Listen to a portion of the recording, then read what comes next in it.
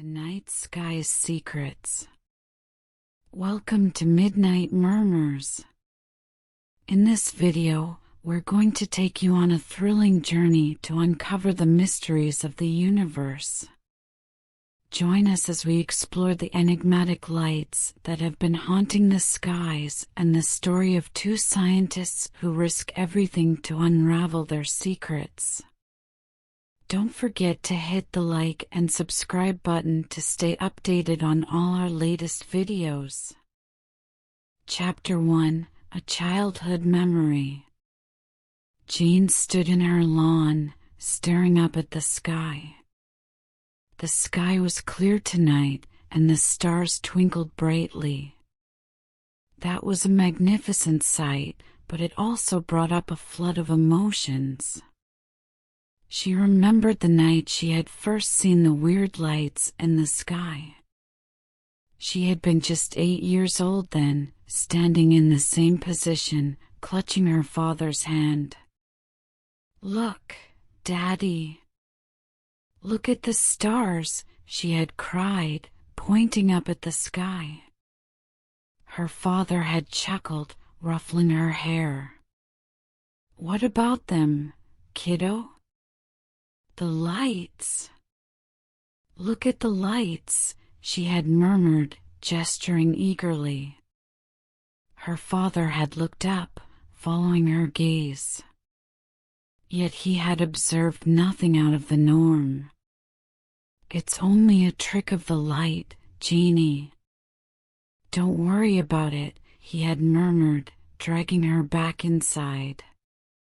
Yet Jane couldn't ignore the sensation that there was more to it. She had always been interested and adventurous, and the unusual lights in the sky had inspired a fascination that would linger with her for years to come. Throughout the following 3 years, Jane spent every free time studying astronomy and physics. She would lie on her bed at night, reading over textbooks and star charts, dreaming of the day she would find the truth behind the unusual lights. As she got older, her fascination for astronomy only strengthened. She joined the local astronomy club and spent endless evenings watching the skies with her telescope.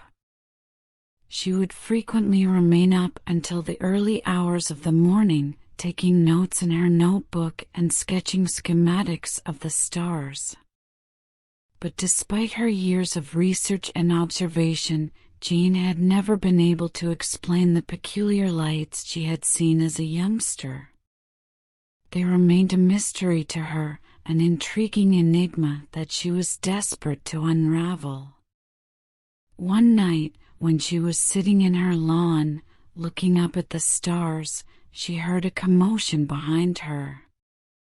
She turned to see her neighbor, Mr. Johnson, stumbling over the grass. "Good evening, Jane," he responded, smiling kindly. "What brings you out here on such a gorgeous night?" "I'm just staring at the stars," Jane responded, returning his smile. Mr. Johnson nodded attentively. "Stars can be extremely mysterious, can't they?" Jean's heart skipped a beat. "What do you mean?" "I mean, there are so many secrets hiding up there in the sky. Things we can't even imagine. Do you believe in aliens, Jean?" Jean's eyes widened. "What do you mean? Like small green men?" Mr. Johnson chuckled. "Well, something like that. I've always had a theory, you see. I think that there's life out there in the cosmos. Intelligent life, maybe much more evolved than us. And who knows? Maybe they're attempting to speak with us right now." Jean felt a tingle travel down her spine. She had never considered the notion that the unusual lights may be a communication from aliens. Yet now, with Mr. Johnson's words echoing in her ears, it looked like a genuine possibility. Throughout the next 2 weeks, Jean couldn't stop thinking about Mr. Johnson's notion. She spent even more time watching the heavens, seeking for any evidence of sentient life. And then, one night, she witnessed something that made her pulse race. In the distance, she noticed a brilliant light pulsing in a weird manner. She observed it for several minutes, captivated, until it gradually faded away. Jean ran inside, her pulse thumping. She realized she had to inform someone about what she had witnessed. She took up the phone and called her father's number. "Daddy," she remarked hurriedly, "you won't believe what I just witnessed in the sky." And so started Jean's effort to seek the truth about the enigmatic lights. During the following 2 weeks, she spent every waking hour studying and researching, desperate to find an explanation for what she had seen. Yet the more she discovered, the more puzzled she felt. The scientific theories she had studied in school didn't seem to relate to what she had observed. And when she shared her discoveries with other astronomers, they disregarded her as a dreamer. Disappointed and dismayed, Jean came to Mr. Johnson for help. He listened carefully to her worries, nodding thoughtfully. "I understand your aggravation, Jane," he replied. "But sometimes the solutions we seek are concealed in the most unexpected places." With that, he gave her a small, leather-bound notebook.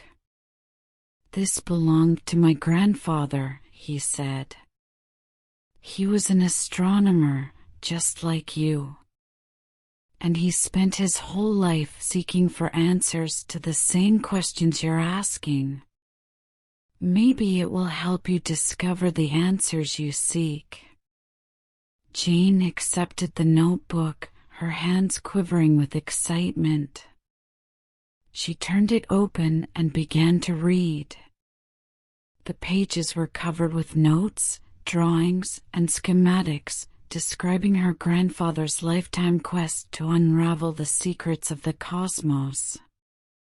During the following 2 weeks, Jean looked over the journal, absorbing every detail. And as she read, a peculiar feeling began to emerge inside her. It was a feeling of connection, of kinship, with her grandpa and with the secrets of the cosmos. And it was that feeling that inspired her to continue her search, even when everything seemed lost. Because Jane knew that the answers she sought were out there, waiting to be discovered, just like the stars in the sky. And she was determined to find them, no matter how long it took. Chapter 2: The Observatory. Jean's heart raced as she approached the observatory, her grandfather's leather-bound notebook in hand. She couldn't wait to see what was inside. She had always felt a connection to her grandfather, even though she had never met him. He had died long before she was born, but she felt like she knew him through the stories her father had told her. When she entered through the door, she was struck by the scent of musty old books and the sound of pages turning. She approached the librarian, an old guy with thick spectacles and a kind grin. "Can I help you find something?" he said. "Yes," Jean responded, holding out the notebook. "I'm looking for information on my grandfather's study. He was an astronomer, and I'm hoping to continue his work." The librarian's smile faded a bit, and he looked down at the notebook. "I'm sorry, miss, but we don't have much on particular scholars. Our collection is largely concentrated on basic astronomy and astrophysics." Jean felt a tinge of disappointment, but she wasn't ready to lose up yet. "Do you know of any other sites that could have information on my grandfather's work?" The librarian pondered for a bit, then brightened. "There is a local astronomy club that might be able to help you. They meet on the first Tuesday of every month at the community center downtown. You could find some like-minded persons there who can aid you in your search." Jane thanked the librarian and left the observatory, feeling a mix of annoyance and excitement. She was anxious to begin her search, but she also felt overwhelmed by the magnitude of the work before her. She made her way to the community center and located the meeting room where the astronomy club was gathering. When she entered, she was met by a number of pleasant smiles and the scent of fresh coffee. "Hi, I'm Jane," she began, introducing herself to the group. "I'm interested in learning more about astronomy, and I'm hoping to get some help with a research project I'm working on." The group welcomed her cordially, and she spent the evening conversing with various members about their own research and interests. She felt a feeling of belonging among these like-minded folks, and she knew that she had found the ideal location to continue her journey. As the night drew on, the group began to separate, and Jane found herself talking to one of the elder members, a lady called Sarah. Sarah had been a member of the club for almost 20 years, and she had a lot of information about astronomy and the cosmos. "I understand you're working on a research project," Sarah replied, taking a drink of her coffee. "What can you tell me about it?" Jean told about her grandfather's studies and her own passion in unraveling the wonders of the world. Sarah listened closely, nodding her head as Jean spoke.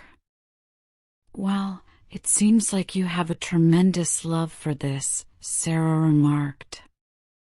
"And I think I might have something that could help you with your research."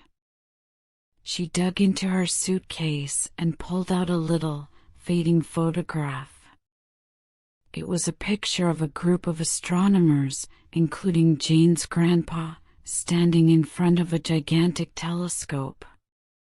"I took this photo at an astronomical conference many years ago," Sarah said. "Your grandpa was there, and he delivered a talk on his research.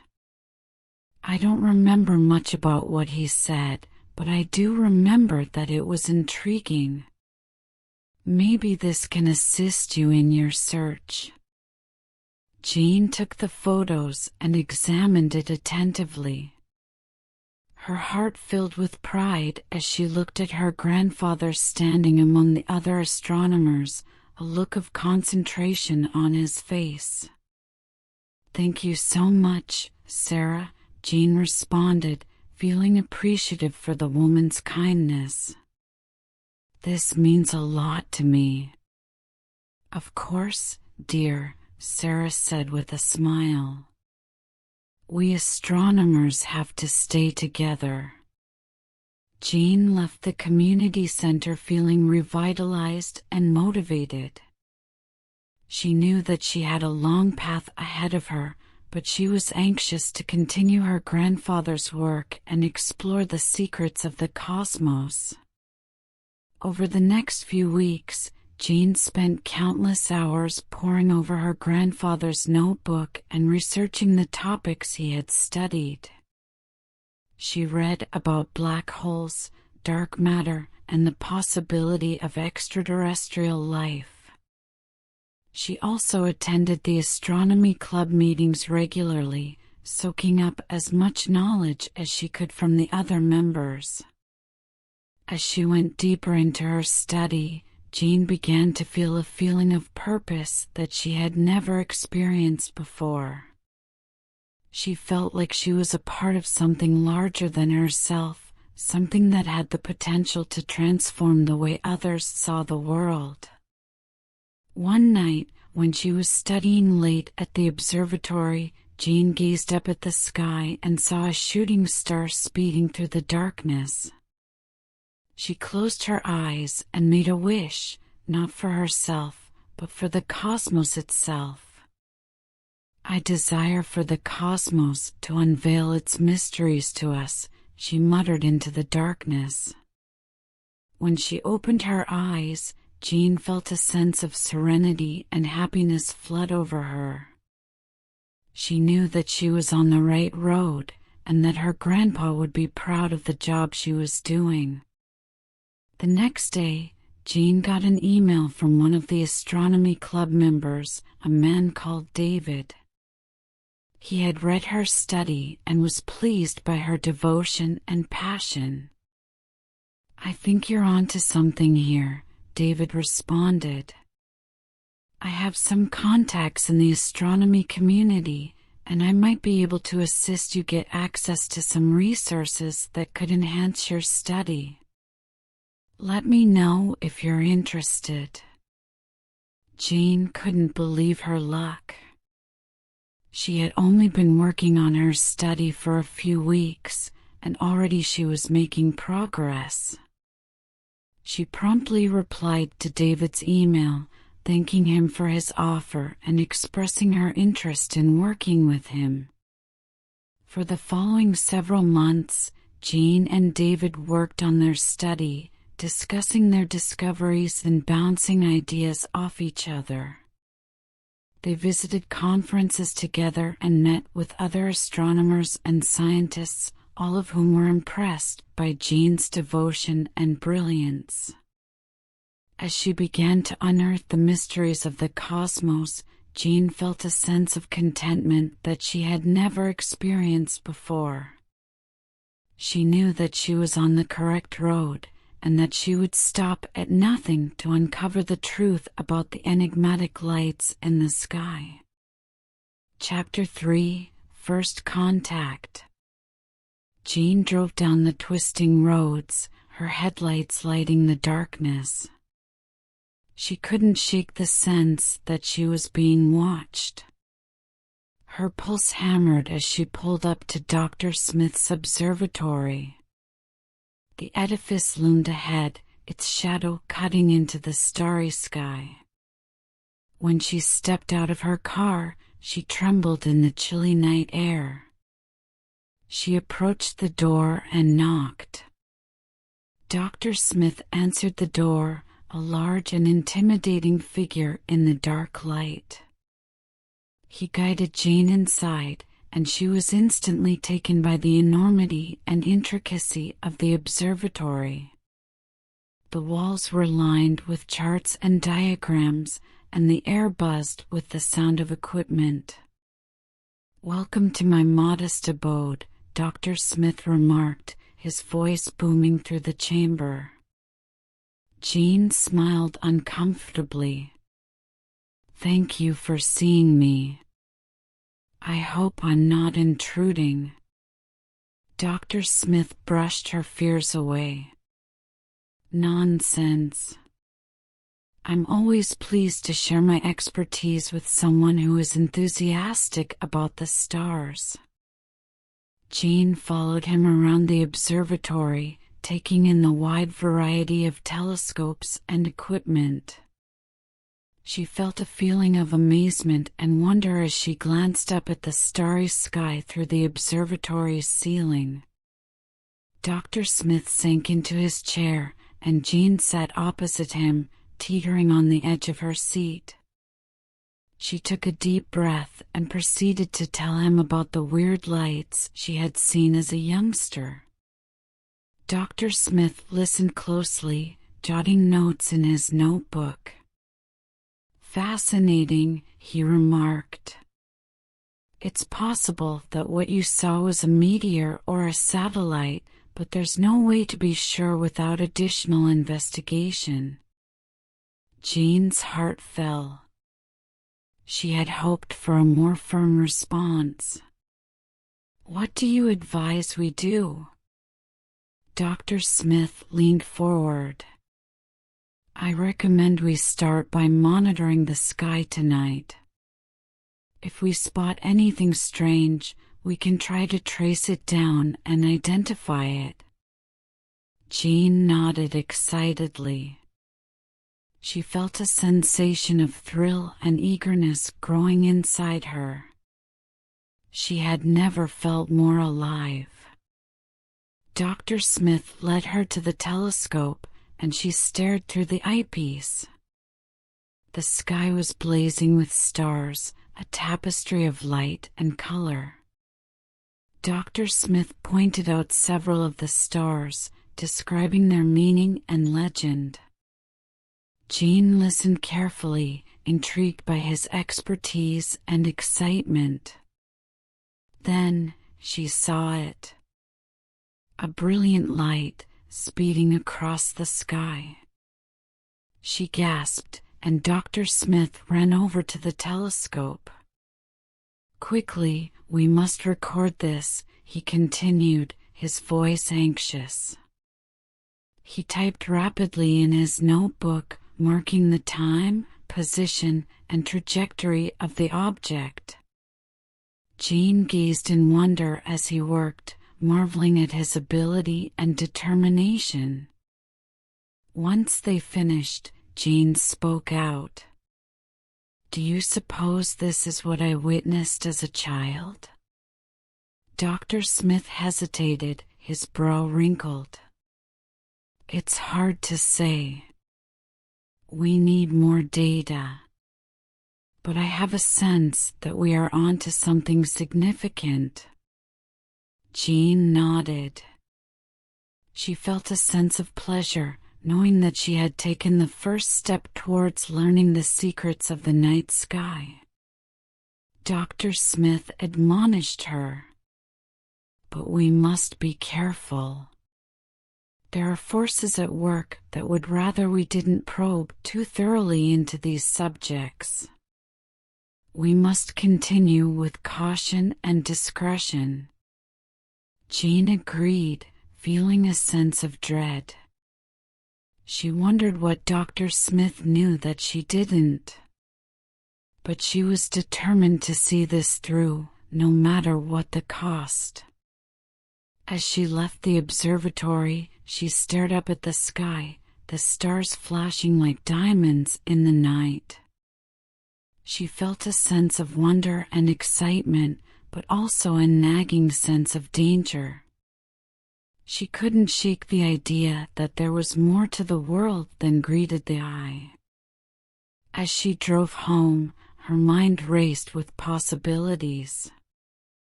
What if there truly were extraterrestrial life forms out there? What if they had been observing us all along, waiting for the appropriate moment to make their presence known? She understood that these were hazardous notions, the type that might have her labeled as a weirdo or worse.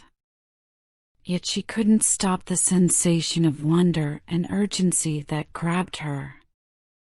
As she returned home, she sat at her desk and brought out her notebook. She began to write down notes, sketching up diagrams and speculations. She had a feeling of purpose, a burning urge to unearth the truth. While she worked, she heard a tap at her door. She looked up, shocked to see a guy standing there. He was tall and thin, with a sharp, angular face and piercing blue eyes. "Can I assist you?" she inquired. The man smiled, but it was a cold, calculating smile. "I think we need to have a word, Miss Smith. Jean felt a shudder go down her spine. She didn't know this man, but she sensed that he was dangerous. "Who are you?" she questioned. The man's smile deepened. "Let's just say that I'm a friend of Dr. Smith's. And I have a message for you." Jean's heart hammered as the man drew closer. She could smell his perfume, a harsh aroma that made her want to puke. "Stay away from this," he urged, his voice low and dangerous. "You don't know what you're getting into." Jean kept her position, refusing to be intimidated. "I know exactly what I'm getting into," she said. "And I'm not going to back down." The man's eyes furrowed. "We'll see about that," he replied, before turning on his heel and marching away. Jean watched him depart, feeling a sensation of dread wash over her. She knew that she was in over her head, but she also knew that she couldn't turn back now. She had to keep pushing forward, no matter what the cost. When she sat back down at her computer, she heard a commotion outside. She peeked out the window, but saw nothing but darkness. She brushed it off, chalking it up to her vivid imagination. Yet deep down, she knew that something was coming. Something large and deadly and beyond her wildest fantasies. And she couldn't wait to explore its mysteries, no matter what the cost. Chapter 4: Revelations at the Observatory. Jean and Dr. Smith continued to spend their days at the observatory, reading over data and studying Jean's findings.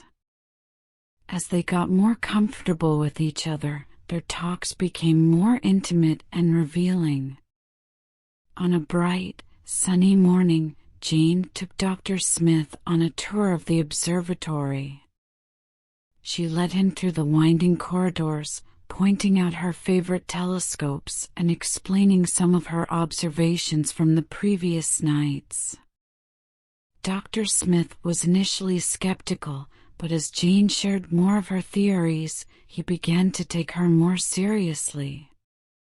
"This is the 8-meter telescope," Jean remarked, nodding towards the gigantic building. "It's my favorite. I've been using it to examine the unusual lights in the sky." Dr. Smith peered up at the telescope, taking in its size and intricacy. "And what have you found?" he inquired. "Well," Jean replied, "there are certain patterns in the lights that I can't explain. They appear to move in a specific manner, almost like they're alive." Dr. Smith frowned, analyzing Jean's statements. "Interesting," he replied. "But how do you know it's not just a natural phenomenon?" Jean shook her head.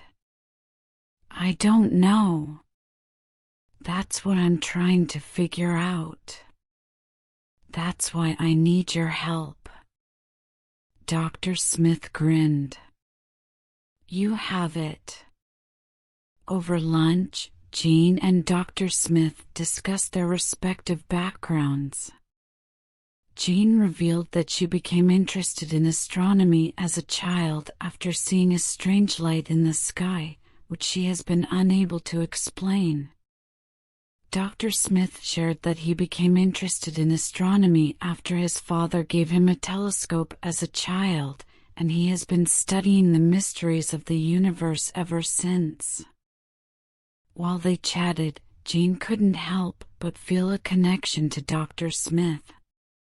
He was the first person who had taken her seriously, who had believed in her views. She found herself opening up to him more than she ever had before. And then there was the time I saw a UFO, she remarked, giggling uncomfortably. Dr. Smith furrowed his eyebrows. A UFO? Tell me more. Jean flushed. Well, that was a few years ago. I was out stargazing, and I noticed this unusual light in the sky. It was flying in a manner that no plane or helicopter could move. I studied it for hours, and I couldn't explain it. Dr. Smith leaned forward, his gaze sharp. And what do you believe it was? I don't know, Jean responded, shaking her head. But I've been seeking for answers ever since. After lunch, Jean and Dr. Smith returned to the observatory and spent the afternoon analyzing data from the telescopes. As they pored over the data, they began to notice some patterns in the strange lights that Jane had been observing. They also discovered some unusual readings that they couldn't explain. This is strange, Dr. Smith observed, pointing to a particular data point. It's not showing up on any of the other telescopes. Jean leaned over to look at the statistics. That's the same thing I noticed, she remarked. I thought maybe it was just a problem in the system, but it's coming up consistently. Dr. Smith nodded thoughtfully. We'll have to keep a watch on this. While they worked, the sun began to set, sending a pleasant warmth over the observatory. Jean and Dr. Smith scarcely noticed as they got increasingly immersed in their work. When the sky darkened, Jean and Dr. Smith strolled outside onto the observatory platform, staring up at the stars. For a minute, they stood in quiet, soaking in the majesty of the night sky. Finally, Jean spoke up. I think I've worked it out. Dr. Smith looked to her, his eyes interested. Figured what out? The lights, Jean remarked, excitement coming into her voice. I think they're not simply natural occurrences. I think they're some kind of signal. Dr. Smith's eyebrows flew up. A signal? From who? Jean shook her head. I don't know. But look at this data. She opened up a graph on her tablet, pointing to a sequence of spikes. These spikes correlate to the periods when the lights were most active. I think they're conveying some kind of message. Dr. Smith inspected the graph, nodding slowly. It's absolutely feasible. But we'll need additional data to confirm. Jean grinned. I know. But it's a start. As they continued to chat and examine the data, Jean felt a sense of excitement and amazement that she hadn't felt in years. For the first time in a long time, she felt like she was on the cusp of a discovery, like she was genuinely making headway in her quest for answers. And as she glanced up at the stars, she couldn't help but wonder what other mysteries the cosmos had waiting to be uncovered. When Jane and Dr. Smith continued their work at the observatory, they uncovered more and more clues concerning the enigmatic lights in the sky. But with each discovery came new questions, and Jane found herself growing increasingly obsessed with discovering the answers. Chapter 5: Uncovering Clues. Jane and Dr. Smith spent the next few days engrossed in their research, combing through old astronomy journals, textbooks, and newspapers in search of any mention of similar phenomena. The more they searched, the more they became convinced that there was more to the strange lights in the sky than they had initially thought. As they pored over the dusty tomes and yellowed pages, Jane and Dr. Smith began to piece together a timeline of sightings that spanned over a century. They found references to strange lights, unidentified flying objects, and unexplained phenomena from all over the world, with many of the reports eerily similar to Jane's own experience. Their study took them to a little, forgotten town in the Midwest where, over a century earlier, a group of scientists had witnessed a similar thing in the sky. They uncovered an old newspaper article hidden in the back pages of an archive that documented the scientists' discoveries in detail. Excited by the chance of uncovering more clues, Jane and Dr. Smith set out to search down the descendants of the scientists who had observed the earlier encounter. They knocked on doors, made phone calls, and sent emails, ultimately identifying a distant relative who was prepared to speak with them. The descendant, an old woman called Evelyn, welcomed them into her small, messy apartment and offered them tea. She was doubtful of their claims at first, but Jane and Dr. Smith were persistent and ultimately got her to share what she knew. Evelyn informed them that she possessed an ancient journal that belonged to her great-grandparent, which had comprehensive notes and illustrations of the weird thing. The notebook had been passed down through the family for decades, but no one had ever paid any attention to it. Jane and Dr. Smith enthusiastically accepted her offer to examine the notebook and spent the next 2 hours reading over its pages.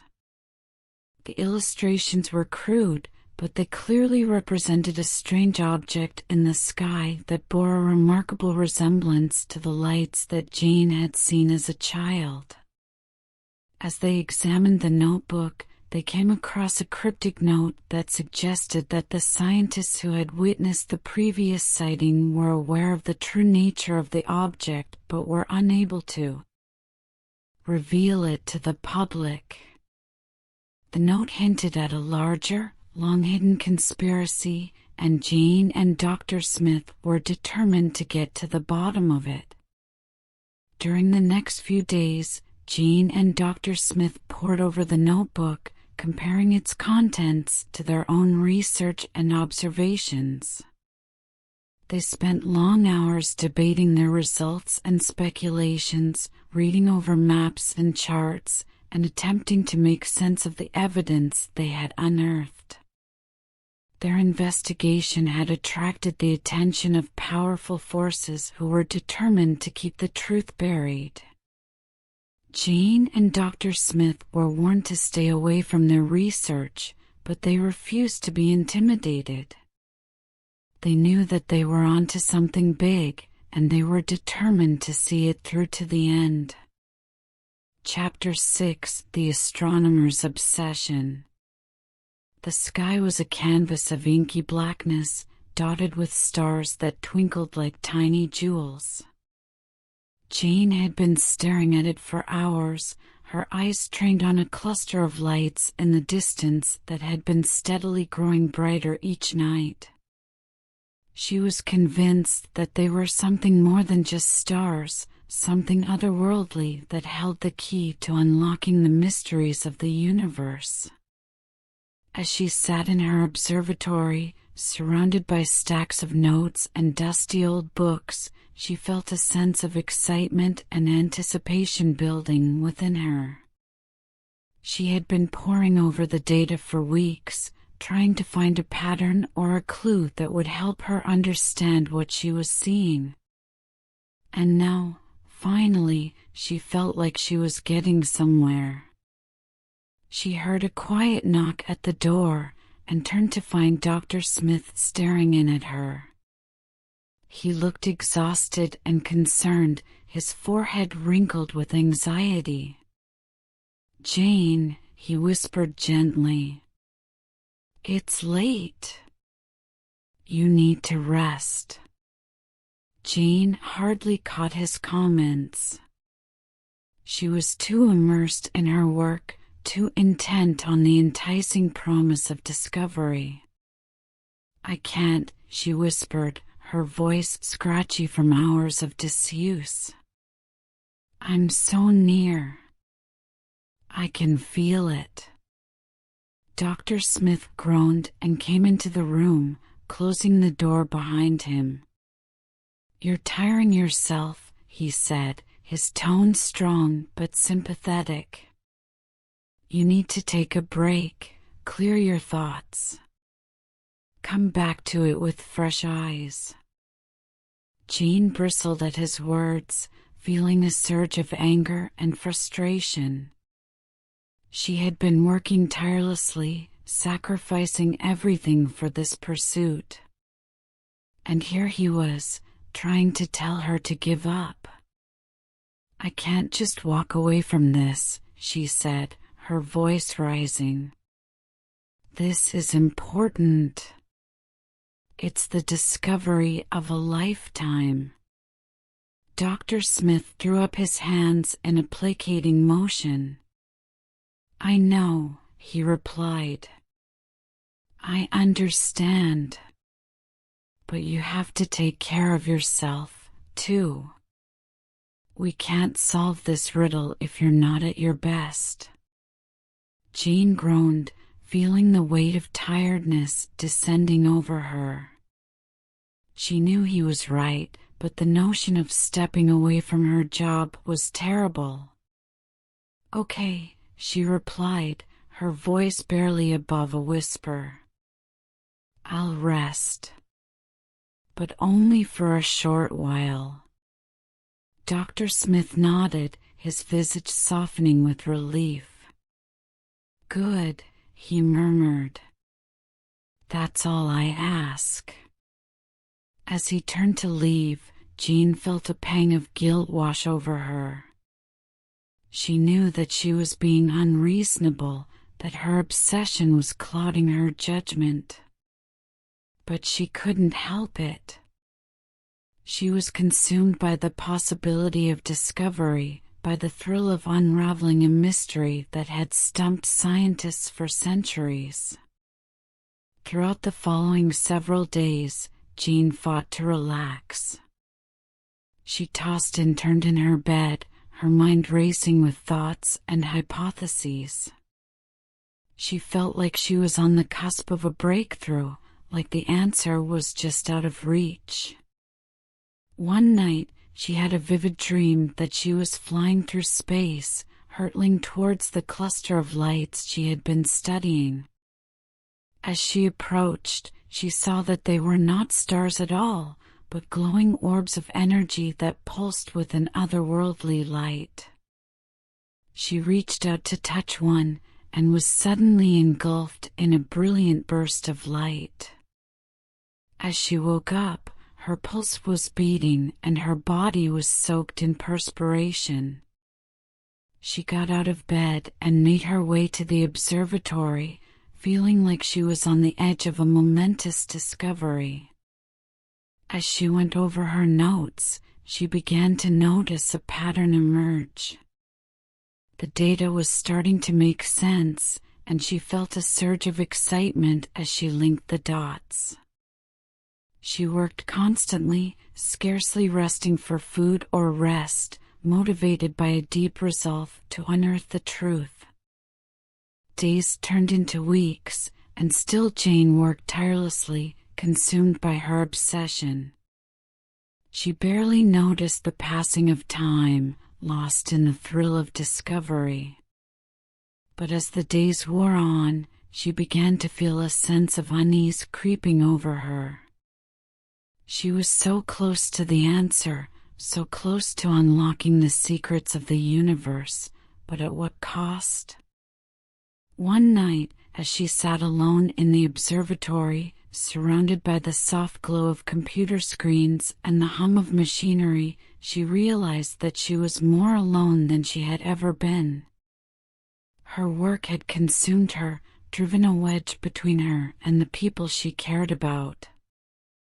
She had pushed away her friends and colleagues, sacrificed everything for the sake of her obsession. When she glanced up at the stars, she felt a sudden twinge of homesickness. She missed the people she had left behind, the warmth of human connection. She realized that she had been so concentrated on the secrets of the cosmos that she had forgotten the mysteries of the human heart. With a sad heart, Jean packed up her notes and left the observatory, determined to find a way to combine her profession and her relationships. She understood that the quest of knowledge was essential, but it was nothing without the support of the people she loved. As she walked back to her apartment, she felt a sense of peace settling over her. The night sky still held its mysteries, but she no longer felt alone in the face of them. She had learned that the true beauty of the universe lay not just in its secrets, but in the connections that bound us all together. And with that realization, Jean felt like she was truly home.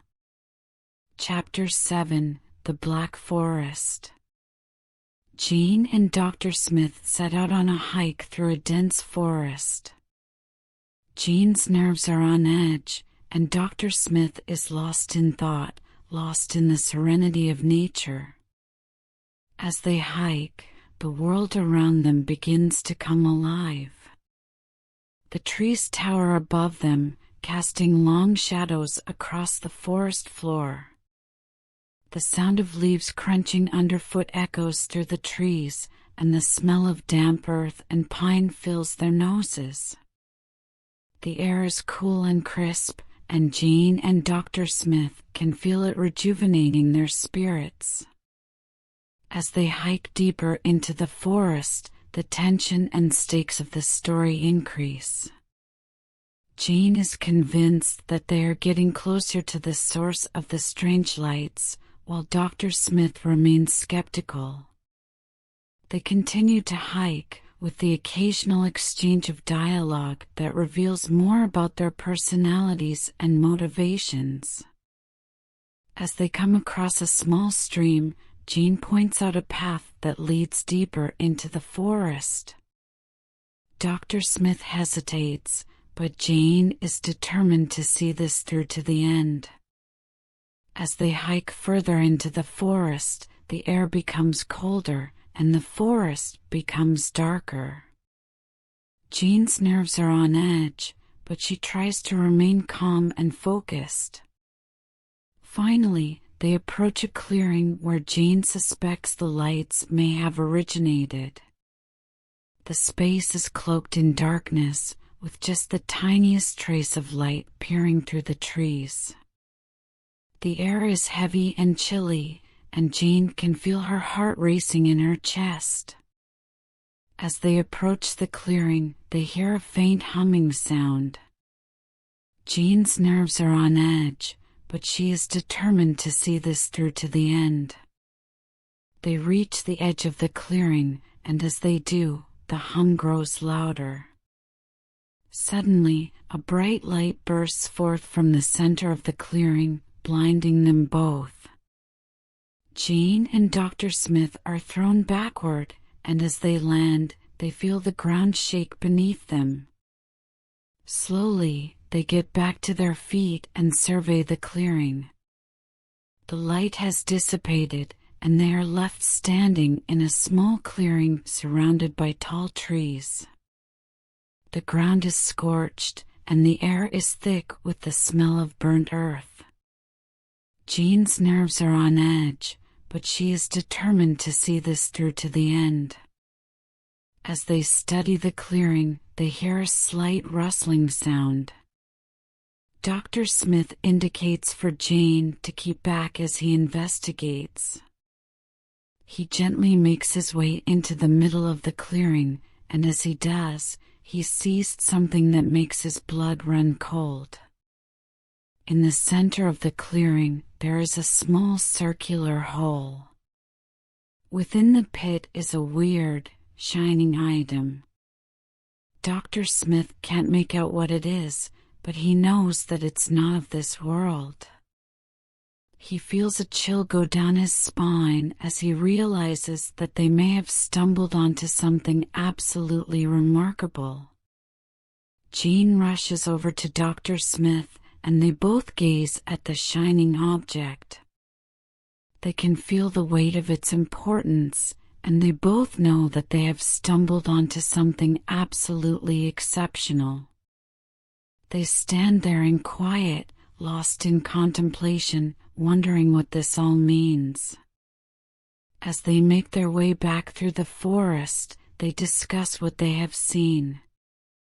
Jean is confident that they have stumbled onto proof of extraterrestrial life, but Dr. Smith remains suspicious. They continue to argue the possibilities as they make their way back to civilization. As they approach the edge of the forest, Jean looks to Dr. Smith and says, "We have to examine this further. We have to know what this all means." Dr. Smith agrees, and they both realize that they have just begun a trip that will alter their lives forever. Chapter 8: The Telescope. Jean had been working with Dr. Smith for several weeks, trying to make sense of the strange lights in the sky. They had gone through reams of data, analyzed countless images and videos, and discussed various theories, but they were still no closer to solving the mystery. Jean was beginning to feel frustrated and discouraged, but Dr. Smith remained optimistic and determined. One day, after hours of staring at graphs and charts, Dr. Smith suggested that they take a break and go for a walk. Jean agreed, and they set off down a winding path that led through the woods. As they walked, Dr. Smith talked about his past experiences studying the cosmos, and Jean listened intently, fascinated by his stories.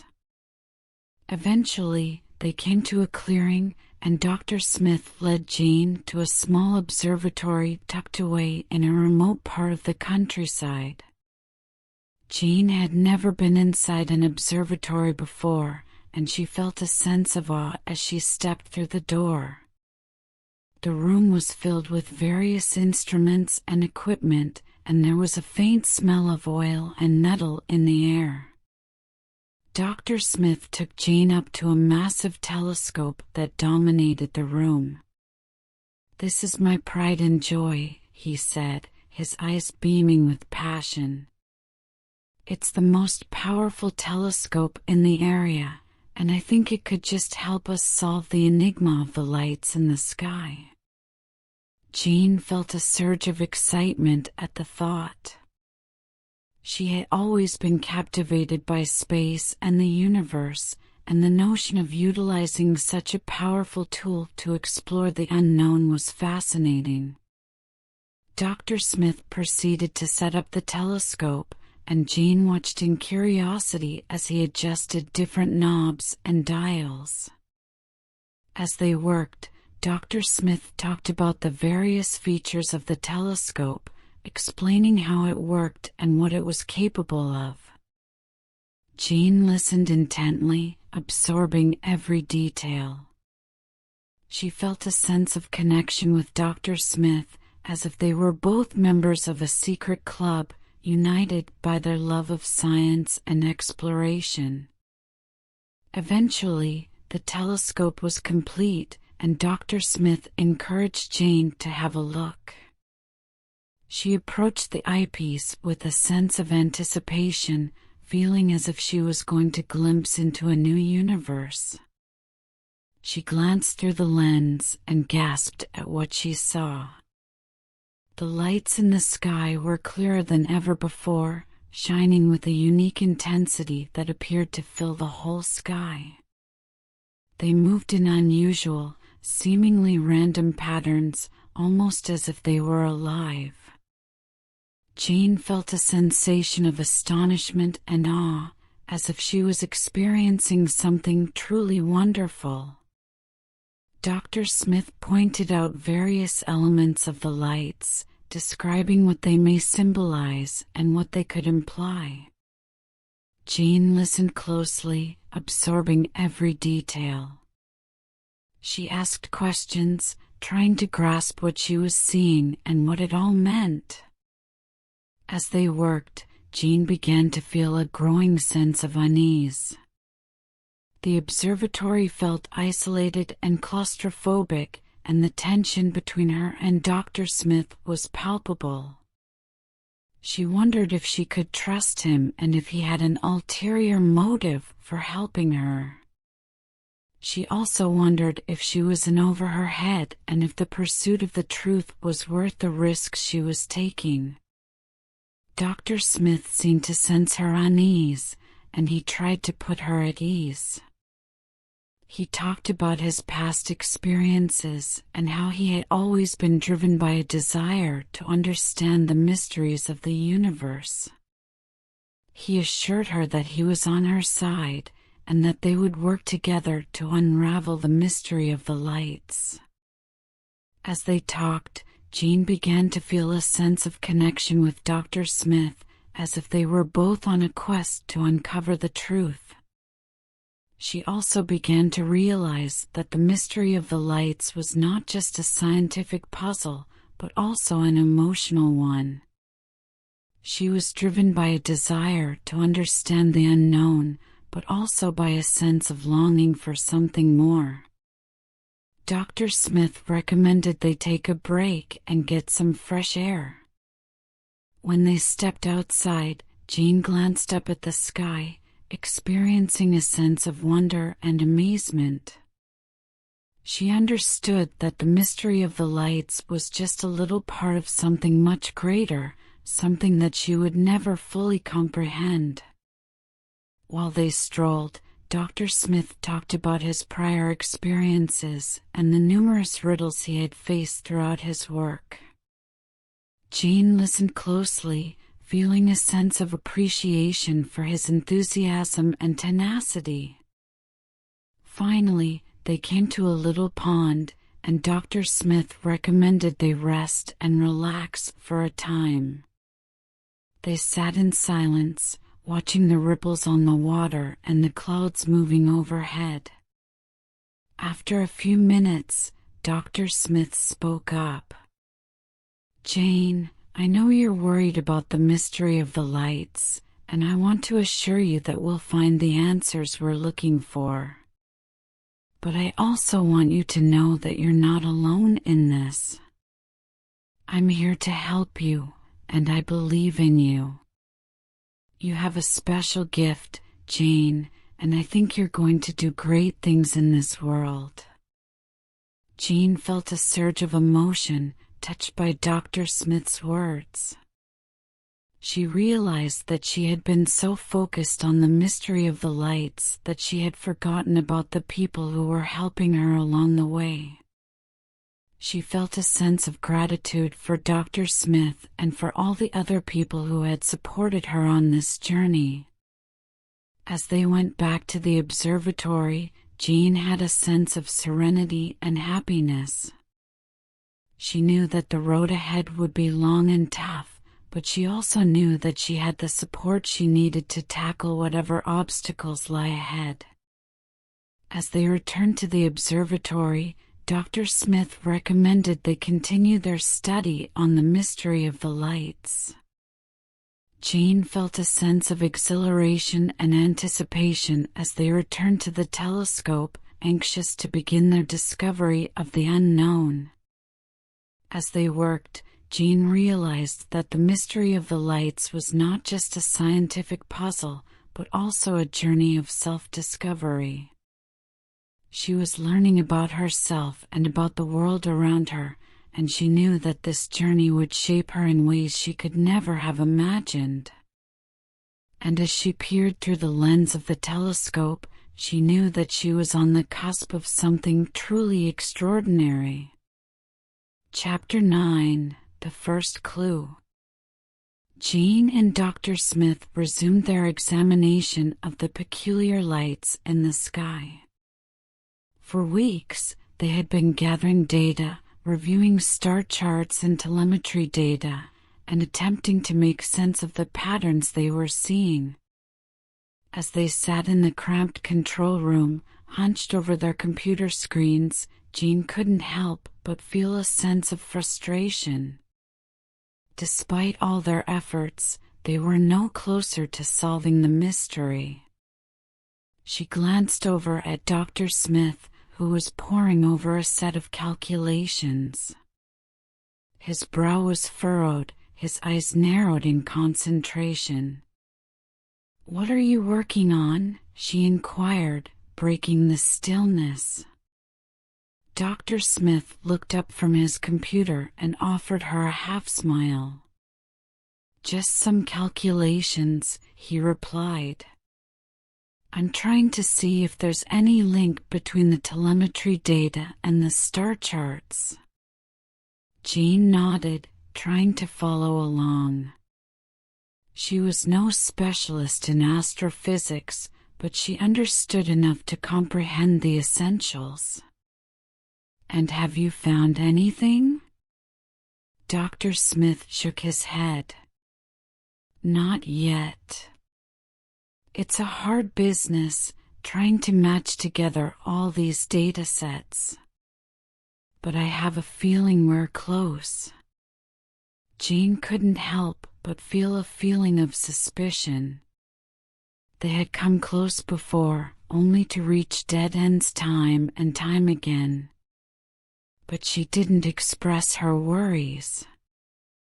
Instead, she went back to reviewing her own data, hoping to uncover anything that Dr. Smith had missed. As the hours wore on, the control room grew stuffy and hot. They had been working without a break for nearly 8 hours, and both of them were feeling the strain. Jean's eyes were starting to blur, and she was having trouble focusing on the data. She rubbed her temples, trying to ward off a headache. And then, abruptly, Dr. Smith let out a low whistle.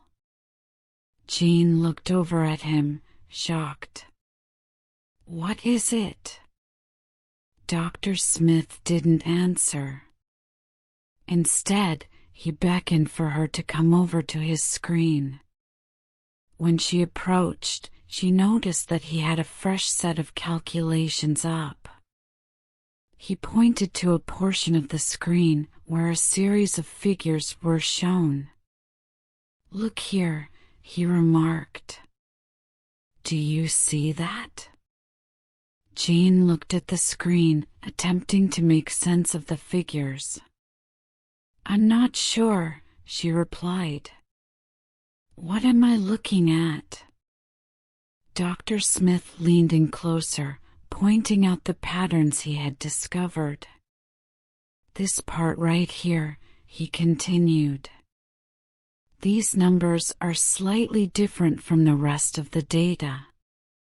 They're not substantial enough to be a glitch, but they're still unusual." Jean nodded, beginning to comprehend what he was driving at. "And what does it mean?" Dr. Smith leaned back in his chair, a delighted smile on his face. "It implies that there's something out there," he said. "Something we haven't accounted for yet. I don't know what it is, but I think it's our first genuine clue." Jean felt a burst of excitement.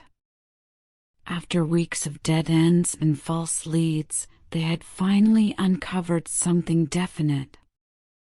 "So what do we do next?" she said. Dr. Smith got up, stretching his arms.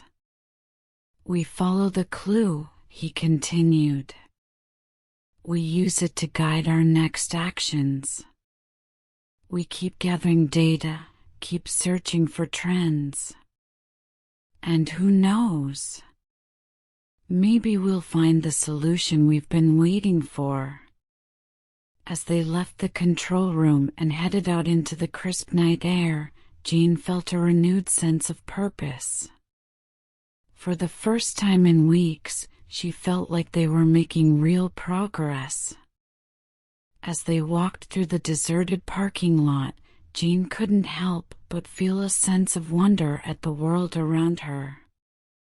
The sky was clear and filled with stars, and the moon cast a pale glow over everything. She had always loved the night sky, but now it held a special significance. Dr. Smith interrupted her thoughts. "We need to get out to the observation deck," he said. "I want to take a closer look at the region where we observed the lights."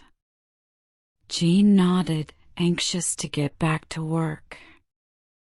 They stepped into the observatory's vehicle and drove out to the edge of the complex, where a tiny observation platform was situated on the brink of a cliff. The view from the deck was stunning, with a panoramic view of the valley below and the surrounding mountains. Dr. Smith pulled out a set of binoculars and aimed them on a distant hill. "There," he said, pointing to a location on the horizon. "That's where we saw the lights." Jean stared through the binoculars, but she couldn't see anything. "I don't see anything," she murmured. Dr. Smith grinned. "You wouldn't," he answered. "The lights are too dim for the naked eye to perceive. But they're there." During the next several hours, they took turns studying the horizon, attempting to catch a sight of the enigmatic lights. It was slow and tedious work, but Jean didn't mind. She was simply thrilled to be making progress, to be part of something greater than herself. As the night drew on, they both felt fatigued. Jean's eyes were beginning to droop, and her back was aching from straining over the binoculars. Dr. Smith seemed to be in better spirits, his eyes gleaming with enthusiasm. And then, just as Jane was about to recommend they call it a night, Dr. Smith let out a cry. "There," he cried, pointing to a speck on the horizon. "I see them." Jean stared through the binoculars, but all she could see was blackness. "Where?" she said. Dr. Smith pointed more forcefully. "There, in that opening between the trees," he added. "See?" And then, as she adjusted the focus, Jean saw it. A slight flicker of light, so weak that she wasn't sure if it was genuine or simply a trick of her exhausted mind. But Dr. Smith was already running for his camera, clicking images and writing down notes. "This is it," he exclaimed. "This is our first solid proof. We need to study these photos, see if we can figure out what we're dealing with." Jean nodded, feeling a sensation of elation mixed with tiredness. They had been following this mystery for so long, and now they were finally getting somewhere. When they drove back to the control room, Jean couldn't help but feel a sense of appreciation for Dr. Smith. He had been her mentor and guide through this whole process, and without him, she wouldn't have made it this far. And yet, even as she felt grateful to Dr. Smith, she couldn't shake the feeling that there was something more going on. Something deeper and darker, hidden behind the surface of their investigation. As they pulled into the parking lot and headed back into the control room, Jean knew that their work was far from over. There were still so many mysteries to uncover, so many questions to answer. And she was determined to discover them all. Chapter 10: The Revelation. Jean and Dr. Smith had been working on their quest to uncover the truth behind the strange lights in the sky for months. They had been studying satellite images, data from telescopes, and historical records, trying to piece together a pattern that might explain the phenomenon. However, despite their efforts, they had found nothing concrete until that fateful day in the 10th month of their investigation. It was a day that would change their lives forever. Jean had just returned from a long weekend with her family.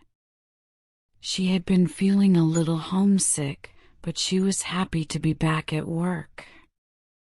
Dr. Smith greeted her with a smile and a cup of coffee, and they got straight to work. They had a lot to catch up on, and Jean was eager to get back into the swing of things. They started by going over the data they had acquired over the last few weeks. There were a few fascinating abnormalities, but nothing that seemed to correspond with the weird lights in the sky. Jean sighed, feeling a bit dejected. She had been expecting for a breakthrough. Dr. Smith observed her displeasure and put a calming hand on her shoulder. "Don't worry, Jane," he replied. "We'll discover the answer. It's only a question of time." Jean nodded, feeling a bit better. She took a sip of her coffee and went to her computer screen. As she scrolled through the statistics, something caught her attention. She leaned in closer, her eyes widening with astonishment. "Dr. Smith," she began, inviting him over. "Take a look at this." Dr. Smith leaned over her shoulder, inspecting the screen. "What am I looking at?" he inquired. Jean pointed to a sequence of lights on the screen. "This," she said. "Look at the way the lights are organized. It's almost like a code." Dr. Smith wrinkled his brow, analyzing the pattern more attentively. "You're right," he remarked. "It does appear like a code." Jean felt a sensation of exhilaration welling up inside her. Could this be it? Could this be the breakthrough they had been waiting for? They spent the rest of the day studying the pattern, trying to make sense of it. They consulted historical records, comparing the pattern to other events throughout history. They looked at satellite images, trying to find a correlation between the lights in the sky and the pattern they had discovered. As the day moved to night, they were more and more engaged in their work. They ordered takeaway and worked through supper, scarcely noticing the passing of time. While they worked, they discussed their results, bouncing ideas off each other and improving their hypothesis. By the early hours of the morning, they were both fatigued. They had made a lot of progress, but they still had a long way to go. As they packed up for the night, Jean couldn't help feeling a sense of exhilaration. They were on the edge of a huge breakthrough, and she could feel it. Over the next few days, Jean and Dr. Smith continued to work on their theory, piecing together the puzzle piece by piece. They consulted with other experts in the field, refining their findings and testing their hypotheses. They spoke to eyewitnesses, trying to find a common thread that might tie the strange lights to the pattern they had discovered. As they worked, they began to build a sense of camaraderie. They joked and teased each other, enjoying the thrill of the chase. Jean found herself opening up to Dr. Smith, telling him stories from her childhood and her hopes for the future. He listened attentively, offering words of encouragement and support. By the end of the week, they had created a hypothesis that seemed to explain the occurrence. They had found that the pattern of lights in the sky was really a message from an alien civilization that had been attempting to reach Earth for generations. The discovery left Jane and Dr. Smith startled. They had spent so much time seeking for answers, but they never could have anticipated something like this. As they sat in Dr. Smith's office, staring at the data on the computer, they felt a feeling of wonder and amazement. For the following few weeks, they worked relentlessly to develop their idea and prepare for the anticipated pushback from doubters and detractors. They talked with other experts in the area, making sure that their conclusions were sound and well supported. Finally, they were ready to share their finding with the world. They organized a press conference, inviting journalists and specialists from across the globe. When they stood in front of the cameras, they felt a feeling of pride and achievement. Jean spoke first, outlining their discoveries and the relevance of the message they had uncovered.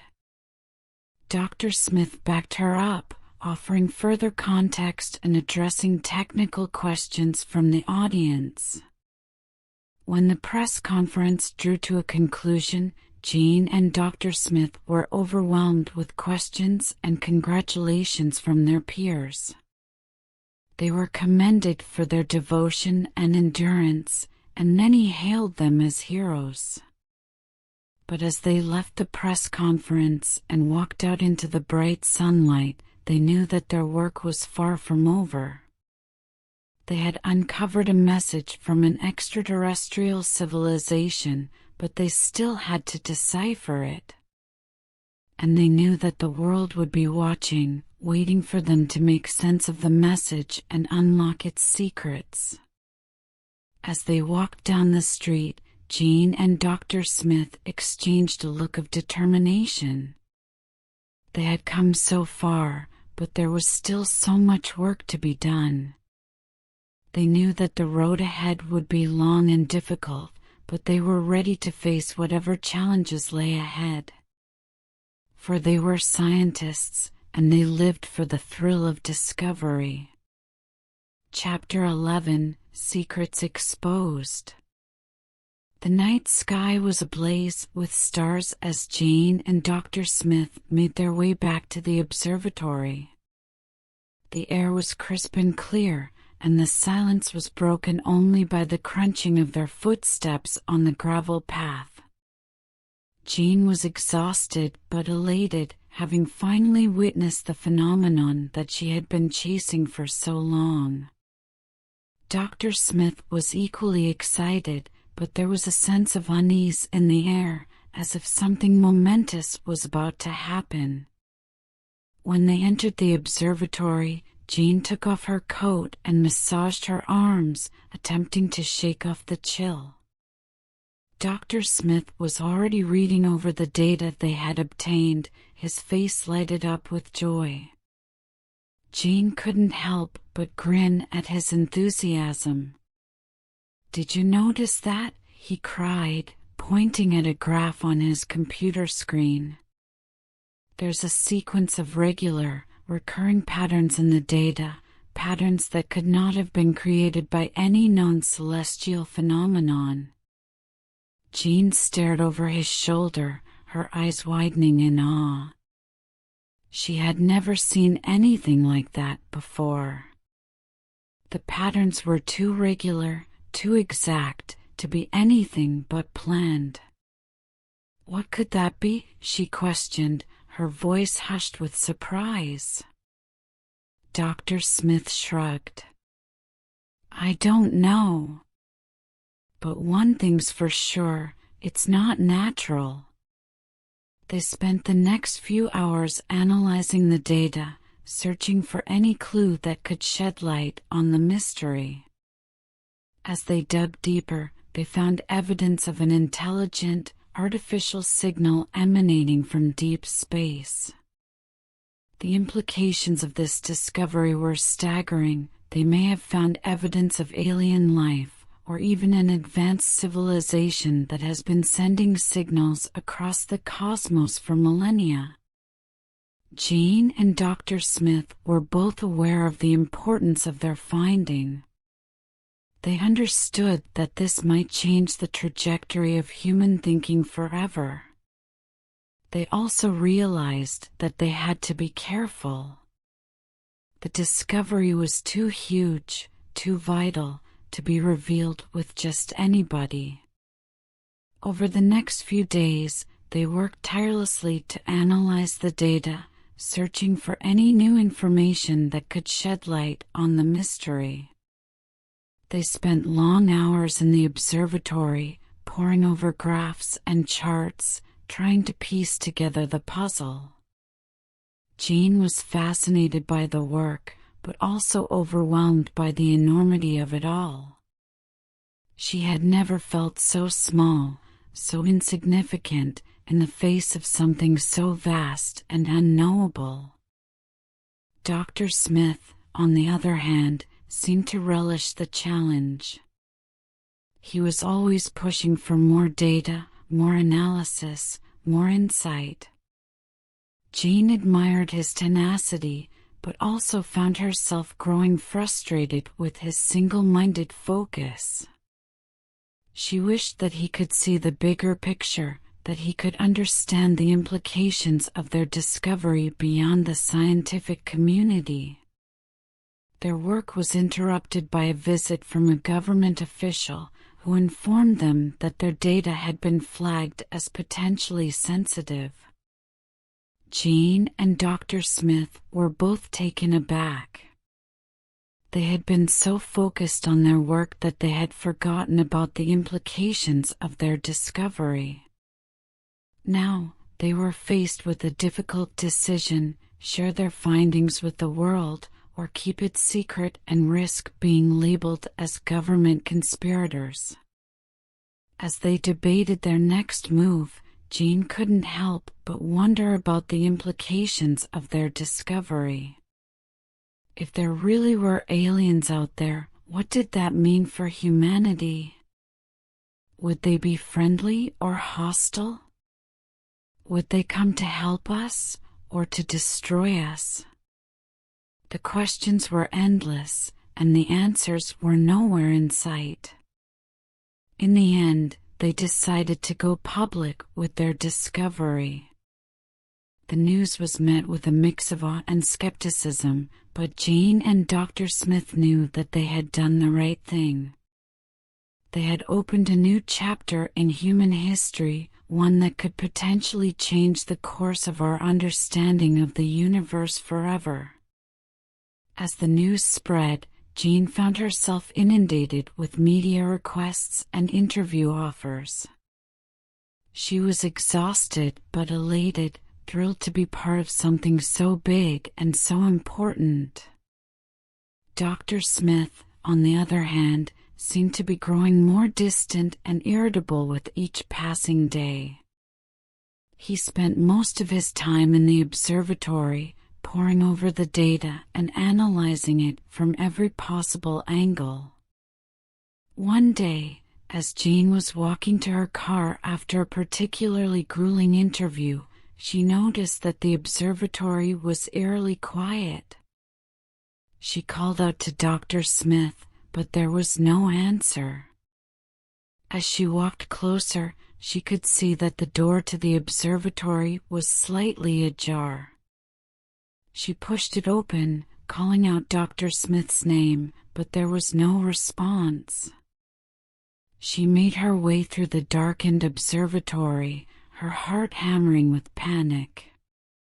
When she reached the corner, she found Dr. Smith standing in front of the computer, looking at the screen with a look of horror on his face.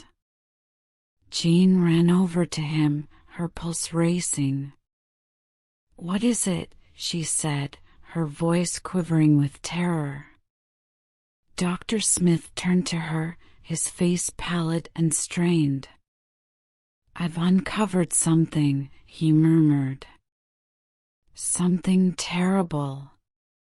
He pointed to the screen, and Jane could see that the data was different now. There was a new pattern, one that was not like any they had seen before. It was irregular and chaotic, and it appeared to be becoming stronger with each passing instant. "What does that mean?" Jane questioned, her voice barely above a whisper. Dr. Smith shook his head. "I don't know. But I fear we've made a horrible mistake.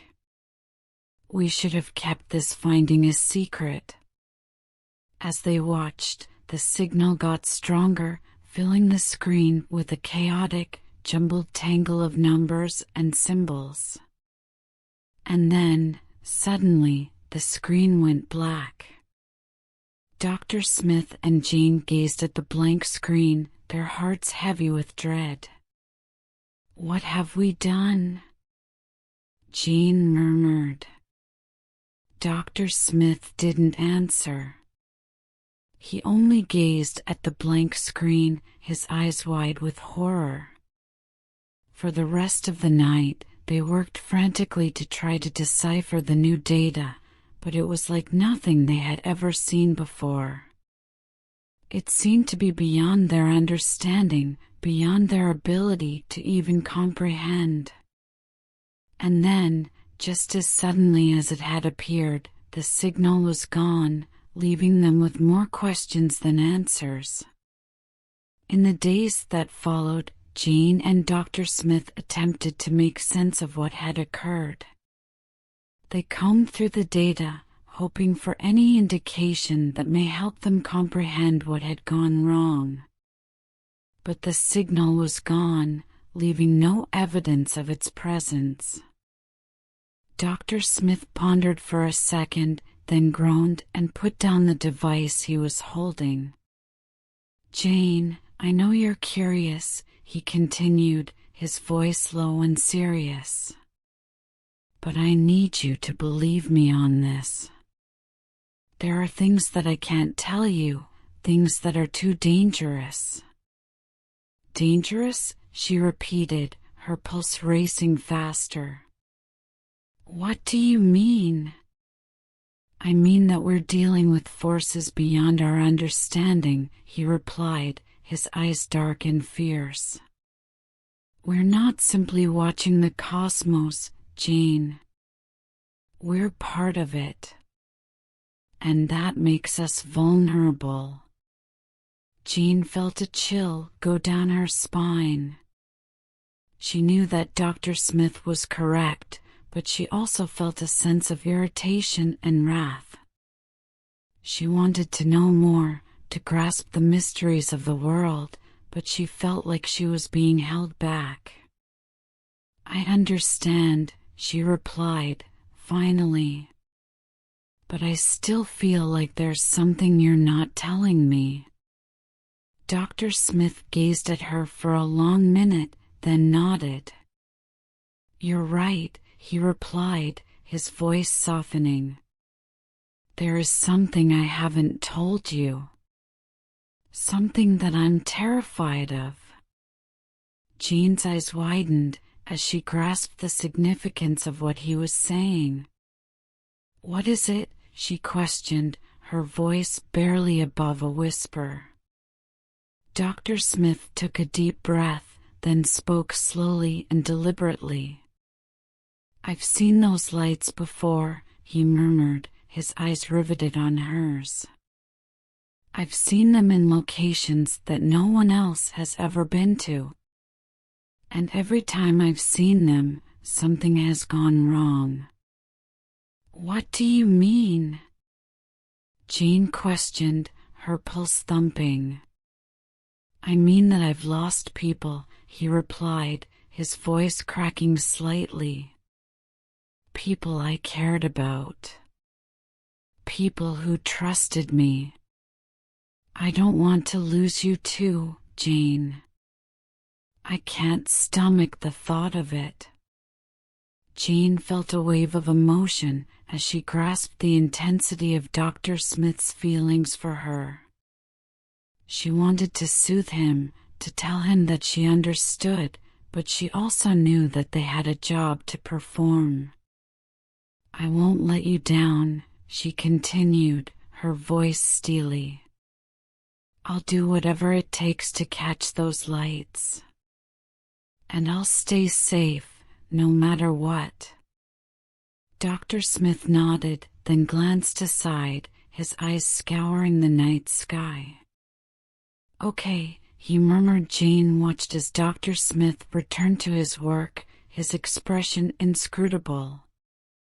She knew that she had to focus on the task at hand, but she couldn't escape the sensation of discomfort that had crept in her stomach.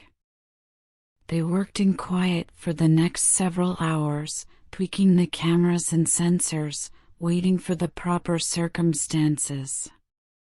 The wind kicked up, blowing Jean's hair over her face and making it difficult to concentrate.